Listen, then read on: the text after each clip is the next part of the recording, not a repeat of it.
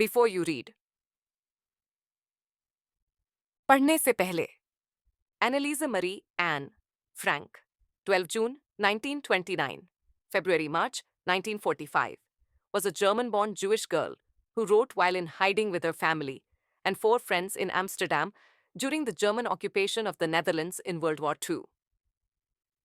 Anneliese Marie Annie Frank, 12 जून 1929, फरवरी मार्च 1945, एक German में जन्मी यहूदी लड़की थी जिसने द्वितीय विश्व युद्ध में जर्मन कब्जे के दौरान नीदरलैंड्स में अपने परिवार और चार दोस्तों के साथ एम्स्टर्डम में छिपते हुए लिखा था। Her family had moved to Amsterdam after the Nazis gained power in Germany, but were trapped when the Nazi occupation extended into the Netherlands. उनका परिवार जर्मनी में नाजियों के सत्ता में आने के बाद एम्स्टर्डम चला गया था, लेकिन जब नाजी कब्जा नीदरलैंड्स तक फैल गया तो वे फंस गए। As persecutions against the Jewish population increased, the family went into hiding in July 1942 in hidden rooms in her father Otto Frank's office building. यहूदी आबादी के खिलाफ उत्पीड़न बढ़ने के साथ परिवार जुलाई 1942 में उसके पिता ओटो फ्रैंक के कार्यालय वोवन में छिपे हुए कमरों में छिप गया। After 2 years in hiding, the group was betrayed and transported to the concentration camp system, where Anne died of typhus in Bergen-Belsen within days of her sister, Margot Frank. 2 साल छिपे रहने के बाद समूह को धोखा दिया गया और उन्हें एकाग्रता शिविर प्रणाली में ले जाया गया, जहां एनी की बहन मार्गोट फ्रैंक के कुछ दिनों के भीतर बर्गन-बेल्सेन में टाइफस से मृत्यु हो गई। Her father, Otto, the only survivor of the group, returned to Amsterdam after the war ended to find that her diary had been saved. उसके पिता ऑटो समूह के एकमात्र जीवित सदस्य युद्ध समाप्त होने के बाद एम्स्टर्डम लौट आए और पाया कि उसकी डायरी बच गई थी। Convinced that it was a unique record, he took action to have it published in English under the name The Diary of a Young Girl. ये मानते हुए कि यह एक अनूठा रिकॉर्ड था, उन्होंने इसे अंग्रेजी में the diary of a young girl नाम से प्रकाशित करने की कार्रवाई की।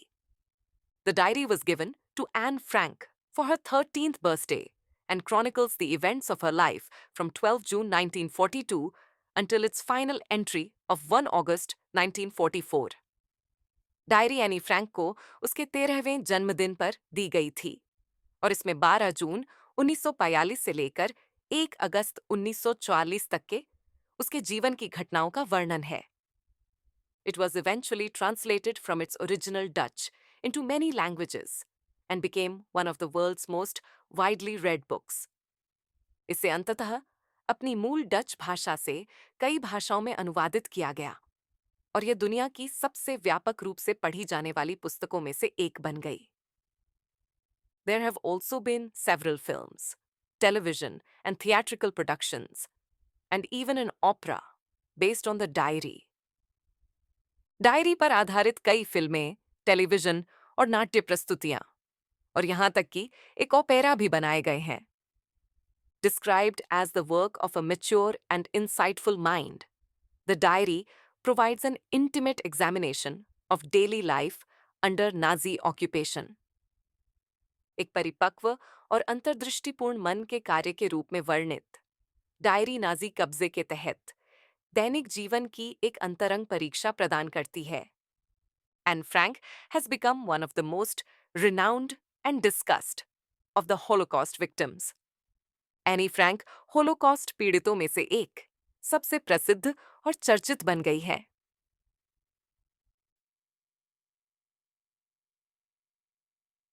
Writing in a diary is a really strange experience for someone like me. Diary में लिखना मेरे जैसे किसी के लिए वास्तव में एक अजीब अनुभव है। Not only because I've never written anything before, but also because it seems to me that later on, neither I nor anyone else will be interested in the musings of a 13-year-old schoolgirl. न केवल इसलिए कि मैंने पहले कभी कुछ नहीं लिखा है, बल्कि इसलिए भी कि मुझे लगता है कि बाद में न तो मैं और न ही कोई और 13 वर्षीय स्कूली लड़की के विचारों में रुचि लेगा। Oh well, it doesn't matter. I feel like writing, and I have an even greater need to get all kinds of things off my chest. खैर, इससे कोई फर्क नहीं पड़ता। मुझे लिखने का मन कर रहा है और मुझे अपनी छाती से सभी प्रकार की चीजें निकालने की और भी अधिक आवश्यकता है। Paper has more patience than people. I thought of this saying on one of those days when I was feeling a little depressed and was sitting at home with my chin in my hands, bored and listless, wondering whether to stay in or go out. कागज में लोगों से अधिक धैर्य होता है। मैंने इस कहावत के बारे में उन दिनों में से एक दिन सोचा जब मैं थोड़ा उदास महसूस कर रहा था और अपने हाथों में ठुड्डी रखकर घर पर बैठा था, ऊब और सुस्त, सोच रहा था कि अंदर रहूं या बाहर जाऊं। I finally stayed where I was, brooding. Yes, paper does have more patience, and since I'm not planning to let anyone else read this stiff-backed notebook grandly referred to as a diary, unless I should ever find a real friend, it probably won't make a bit of difference. अंत में मैं वहीं रहा, सोचते हुए, हाँ, कागज में वास्तव में अधिक धैर्य होता है, और चूंकि मैं किसी और को इस कठोर पीठ वाली नोटबुक को डायरी के रूप में पढ़ने देने की योजना नहीं बना रहा हूं, जब तक कि मुझे कभी कोई सच्चा दोस्त न मिल जाए, ये शायद कोई फर्क नहीं पड़ेगा। Now I'm back to the point that prompted me to keep a diary in the first place. I don't have a friend. अब मैं उस बिंदु पर वापस आ गया हूं जिसने मुझे पहली बार डायरी रखने के लिए प्रेरित किया। मेरे पास कोई दोस्त नहीं है। Let me put it more clearly, since no one will believe that a 13-year-old girl is completely alone in the world. And I'm not. मुझे इसे और स्पष्ट रूप से कहने दें, क्योंकि कोई भी यह विश्वास नहीं करेगा कि 13 वर्षीय लड़की दुनिया में पूरी तरह से अकेली है। और मैं नहीं हूं। I have loving parents and a 16-year-old sister, and there are about 30 people I can call friends. मेरे पास प्यार करने वाले माता पिता और एक 16 वर्षीय बहन है, और लगभग 30 लोग हैं जिन्हें मैं दोस्त कह सकता हूं। I have a family, loving aunts, and a good home. No, on the surface, I seem to have everything, except my one true friend. मेरे पास एक परिवार है, प्यार करने वाली चाची और एक अच्छा घर है। नहीं, सतह पर मेरे पास सब कुछ है, सिवाय मेरे एक सच्चे दोस्त के। All I think about when I'm with friends is having a good time. जब मैं दोस्तों के साथ होता हूं तो मैं केवल अच्छा समय बिताने के बारे में सोचता हूं। I can't bring myself to talk about anything but ordinary everyday things. मैं अपने आप को साधारण रोजमर्रा की चीजों के अलावा किसी और चीज के बारे में बात करने के लिए नहीं ला सकता। We don't seem to be able to get any closer, and that's the problem. हम एक दूसरे के करीब नहीं आ पा रहे हैं, और यही समस्या है। Maybe it's my fault that we don't confide in each other. शायद यह मेरी गलती है कि हम एक दूसरे पर विश्वास नहीं करते हैं। In any case, that's just how things are, and unfortunately, they're not liable to change. किसी भी मामले में चीजें ऐसी ही हैं, और दुर्भाग्य से वे बदलने योग्य नहीं हैं। This is why I've started the diary. इसीलिए मैंने डायरी शुरू की है। To enhance the image of this long-awaited friend in my imagination, I don't want to jot down the facts in this diary the way most people would do. But I want the diary to be my friend, and I'm going to call this friend Kitty. मेरी कल्पना में इस लंबे समय से प्रतीक्षित दोस्त की छवि को बढ़ाने के लिए मैं इस डायरी में तथ्यों को उस तरह से नहीं लिखना चाहता जैसा अधिकांश लोग करेंगे, बल्कि मैं चाहता हूं कि डायरी मेरी दोस्त बने, और मैं इस दोस्त को किट्टी कहने जा रहा हूं। Since no one would understand a word of my stories to Kitty if I were to plunge right in, I'd better provide a brief sketch of my life, much as I dislike doing so.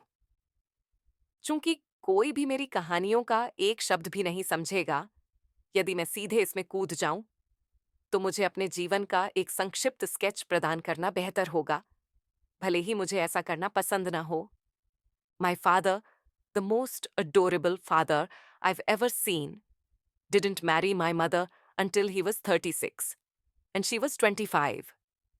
मेरे पिता, सबसे प्यारे पिता जिन्हें मैंने कभी देखा है, ने मेरी मां से तब तक शादी नहीं की जब तक कि वह 36 वर्ष के नहीं हो गए और वह 25 वर्ष की नहीं हो गईं।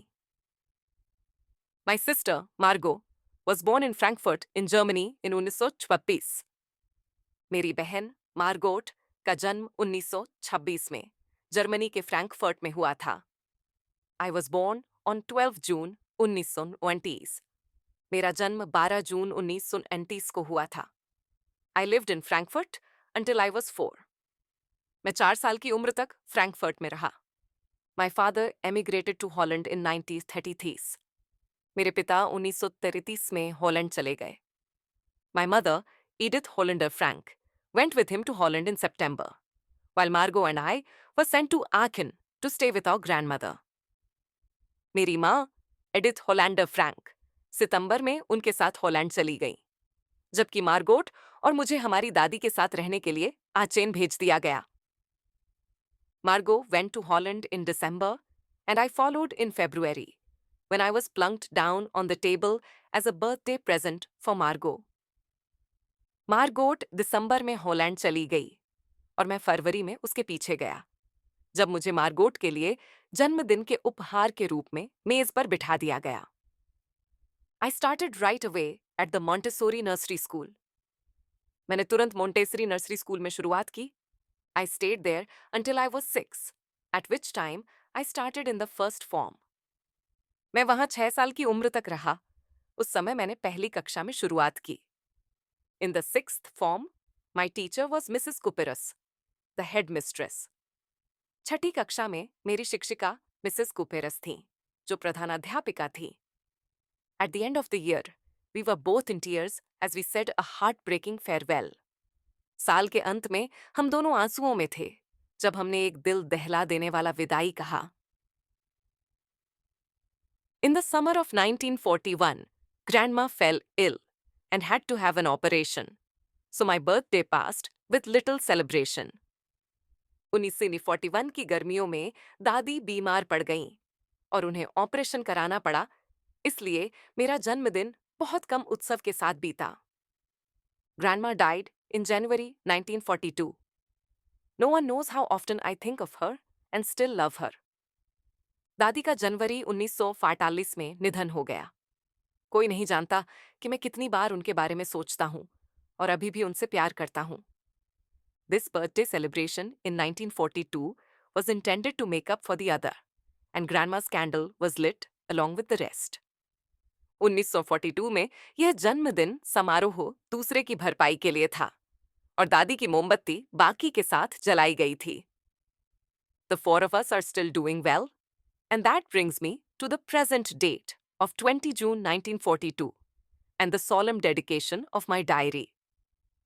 हम चारों अभी भी अच्छा कर रहे हैं और इससे मुझे 20 जून 1942 की वर्तमान तारीख और मेरी डायरी की गंभीर समर्पण की ओर ले जाता है।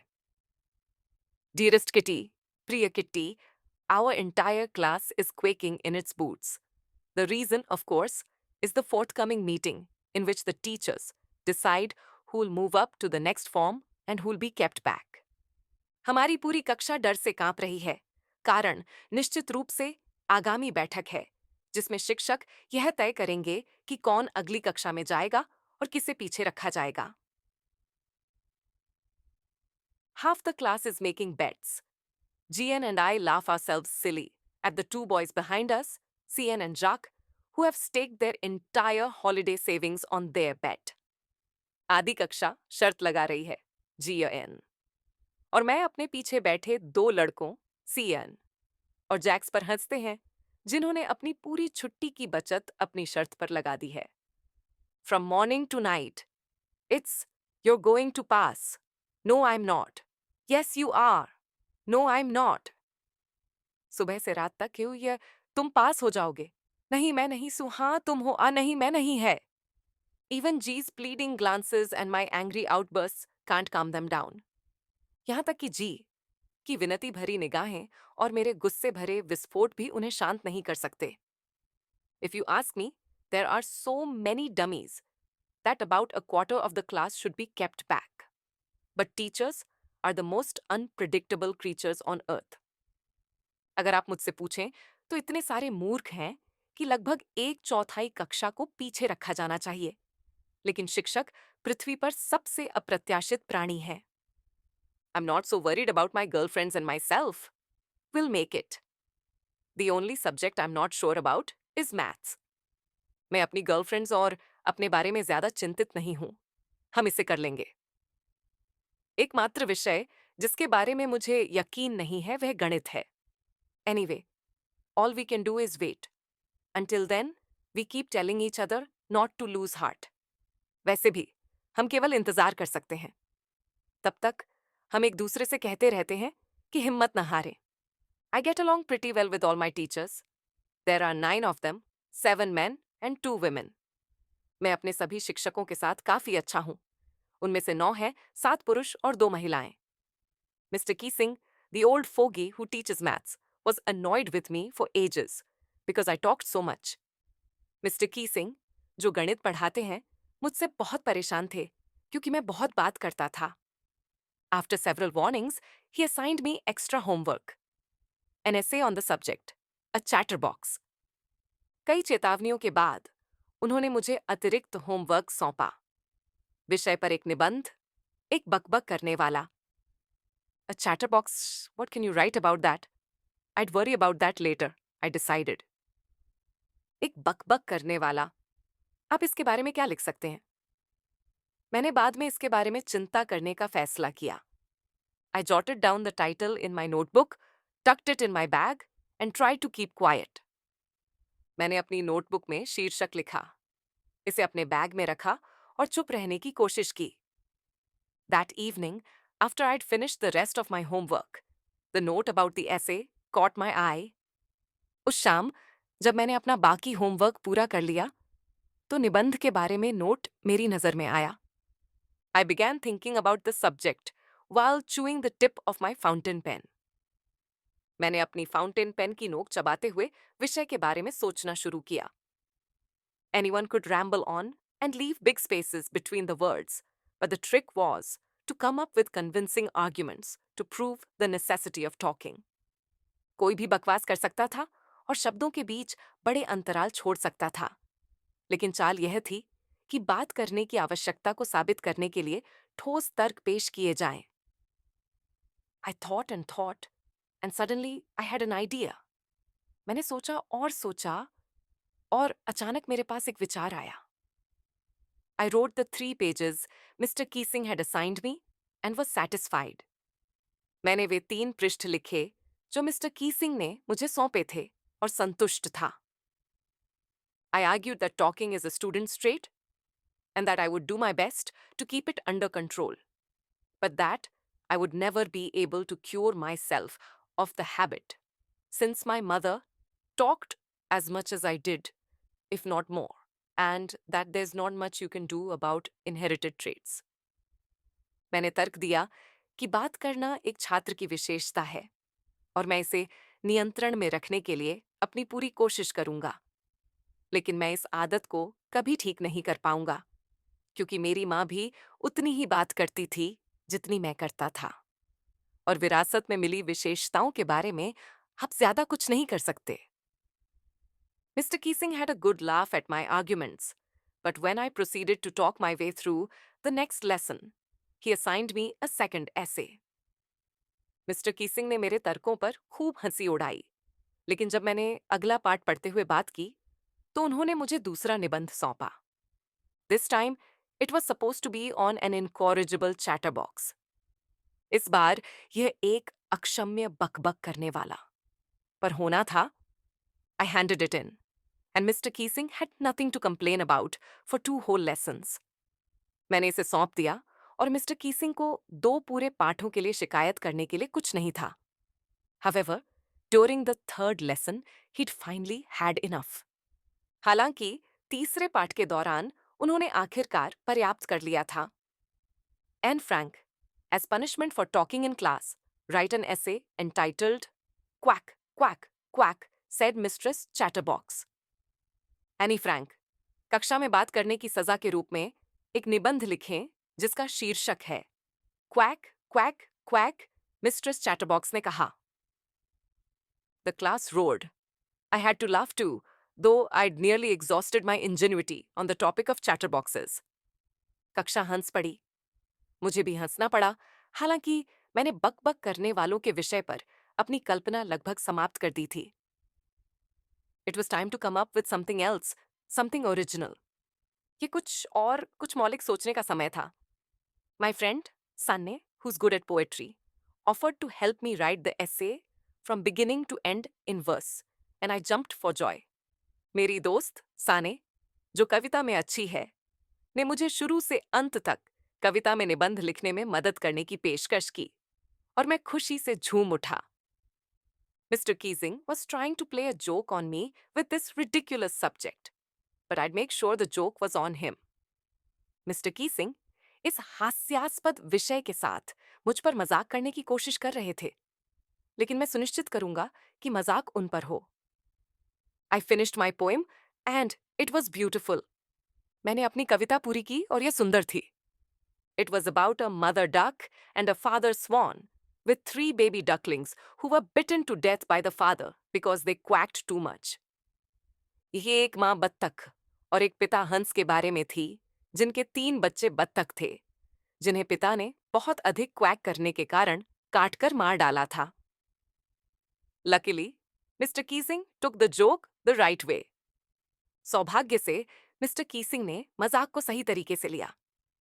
He read the poem to the class, adding his own comments and to several other classes as well.